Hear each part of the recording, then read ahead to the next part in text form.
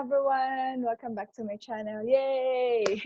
This is my 7th video. This is our lesson 7, if I am not mistaken. So this morning is we will be discussing the idea of William James about self.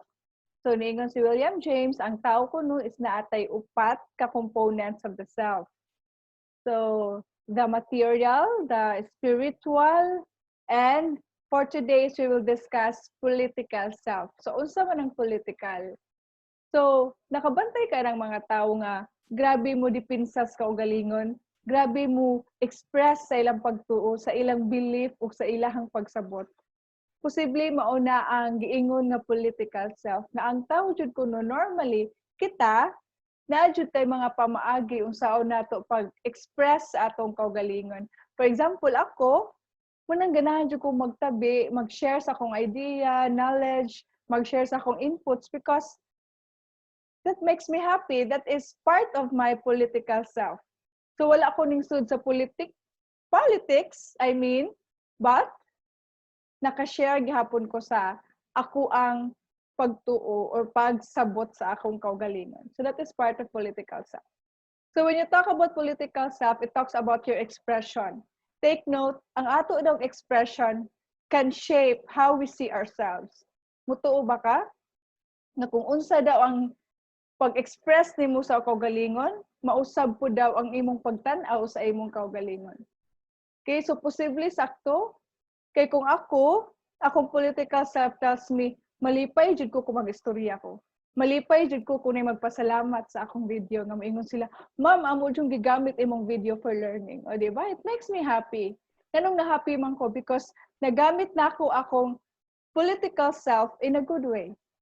Wala ako ning daot og tao, mas ning tabang ko sa tao. So I choose the positive way of using my political self.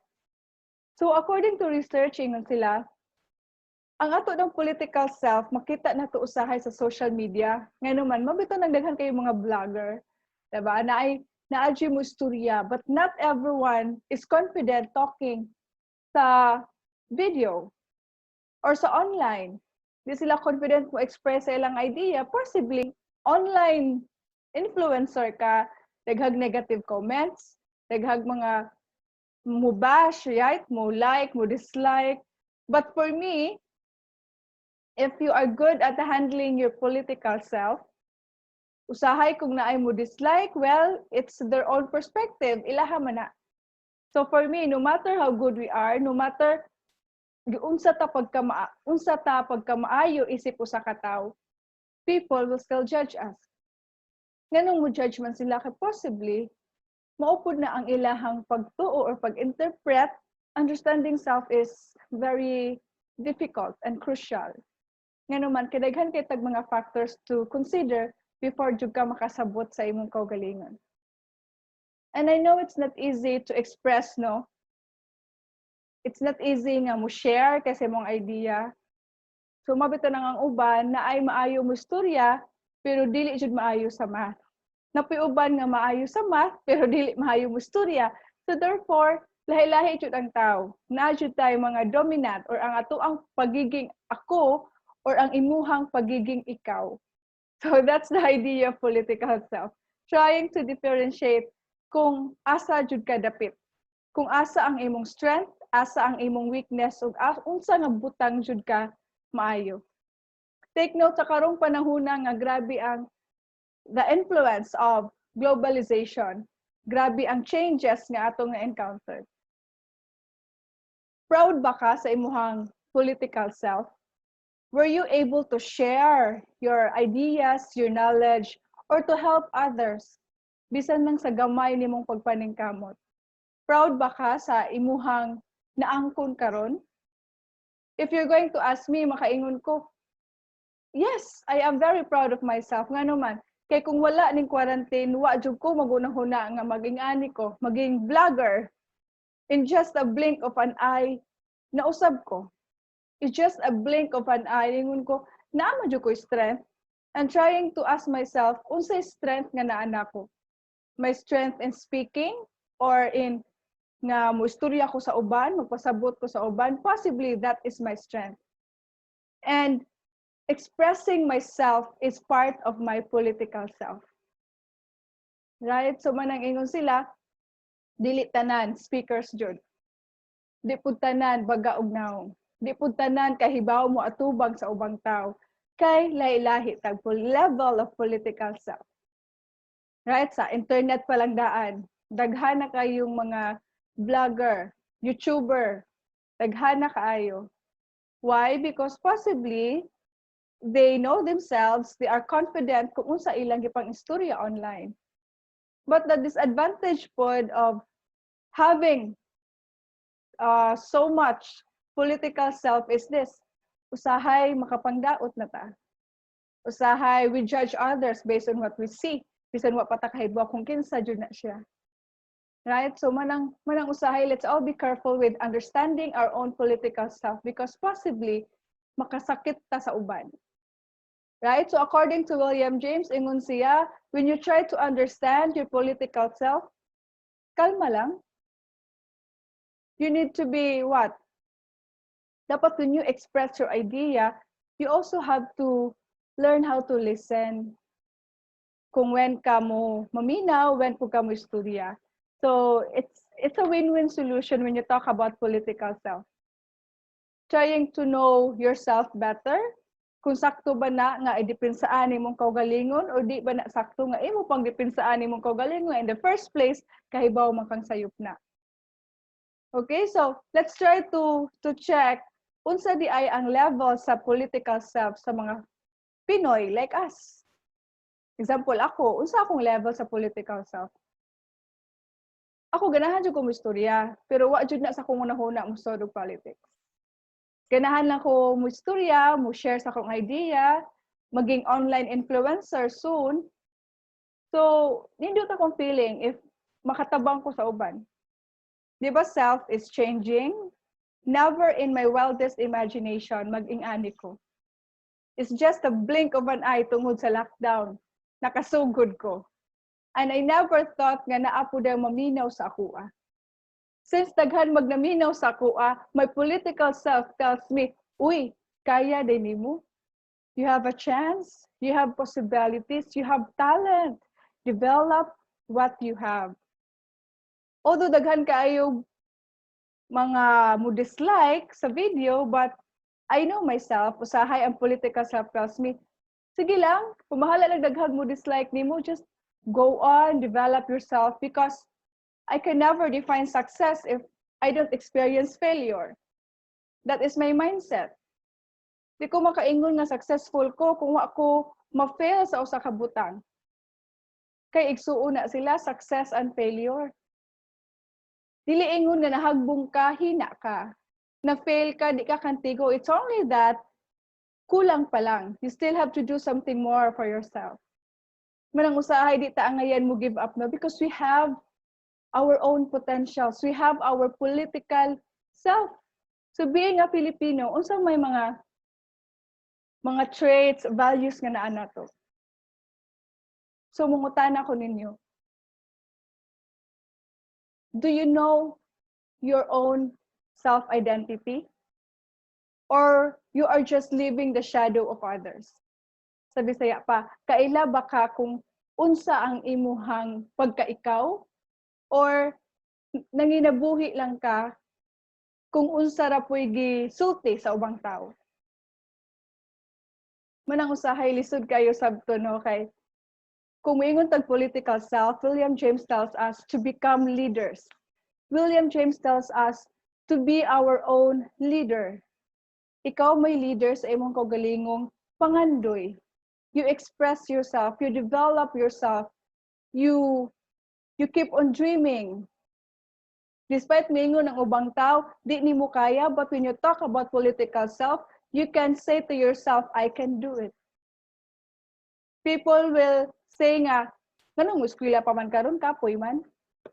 But because of your political self tells you, yes, kapoy, but my political self is very strong. Ingon si William James, mauna ang atong ga-drive sa atong kaugalingong pangandoy.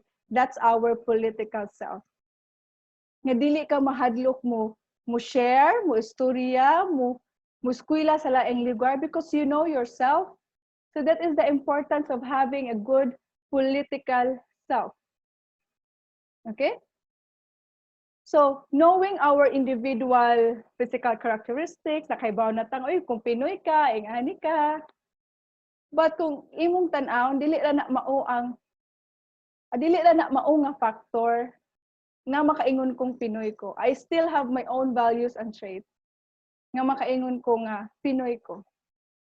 One big example is, di ba mga Pinoy is, we do the self-sacrificing attitude. Nga usahay, we sacrifice ourselves for the sake of others. Nga ato na lang ihatag ang tanan, right? Kay mingong itag political self, we understand our social context. Meaning, nakasabot ka, nakaila ka kung unsay nahitabo sa imong palibot. Nakasabot ka kung asa ka padung, nakasabot ka sa imong mistakes, nakasabot ka unsay mga butang nga imo pang i-improve para mahimo pa kang maayo. Political self tells you na bisan pa kapila ka na fail or wala nang successful sa imong plano, you learn how to bounce back. Kahibaw ka mo bangon, makahibaw ka mo ingon, wait sa. Let's try to do this. Dili mo ingon, wait stop. I will stop. Political self is trying to bounce back, trying to know what is your strength, and trying to develop what is that strength all about. Okay? So usahay, because we always do self-sacrificing attitude, the good thing for doing that is you extend help sa uban. You know how to help, you know how to share, you know how to accept situations, you know how to accept people, that people as they are. But the downside of having self-sacrificing attitude for me is usahay we lost ourselves. Usahay we keep on giving it all sa ubang tao, but at the point in our life nga makaingon ta, usa man jud gusto nako, right?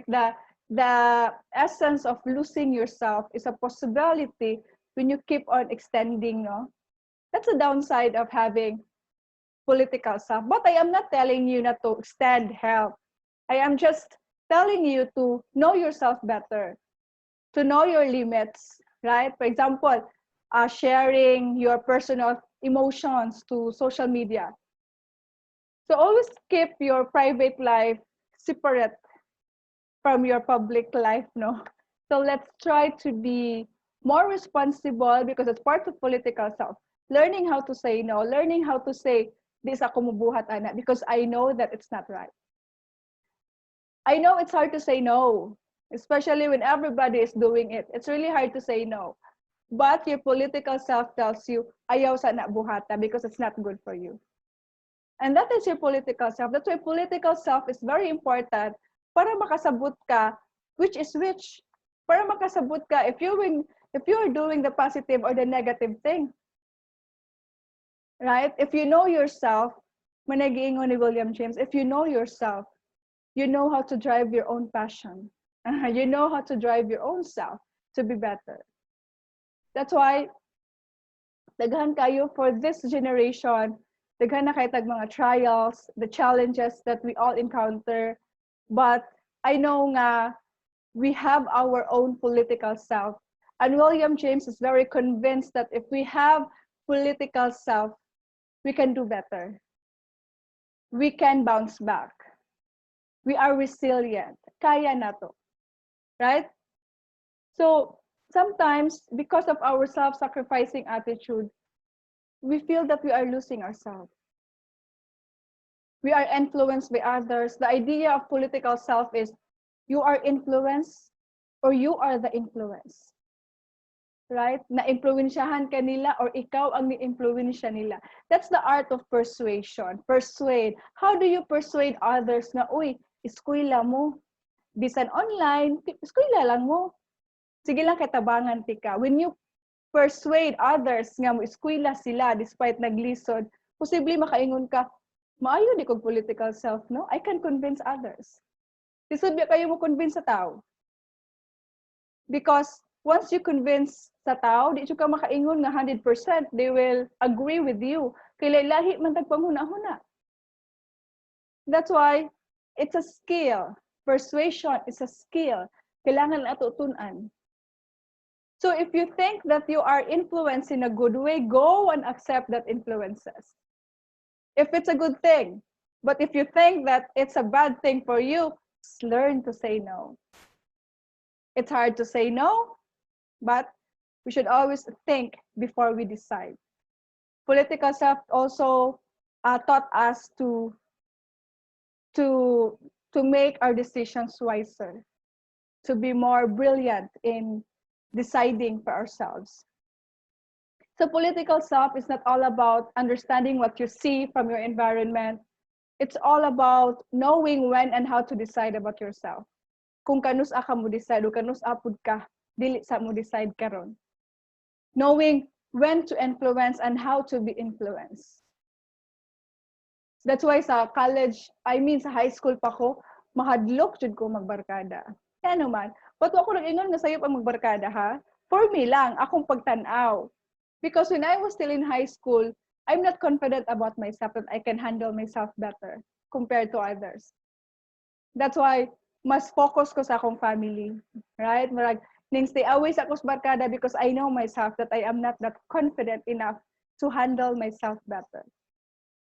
So, pasalamat ko, mauto akong gi-decide. It's because when I went to college, kibaw na ko. Right? Murag na-build ang akong political self pagsud na ko college. Bisag unsa pa nga mga temptations, I know how to resist and how I know how to say no. Although listen.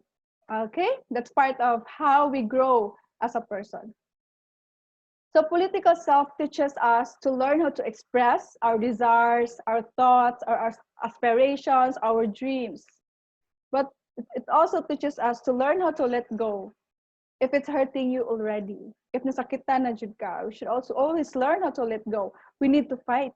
That is political self. Di ba ang mga politiko, may kasila mo fight na, mo dipinsa. So we also have that. It's only that wala lang ta ning sort of politics, but deep within ourselves na ata na. Okay, so dito angay mag-uol when things go against our way nga naman because we have our political self. We can fight, we can defend, we can express. Right? We can express our own thoughts, atong knowledge, atong panghuna-huna.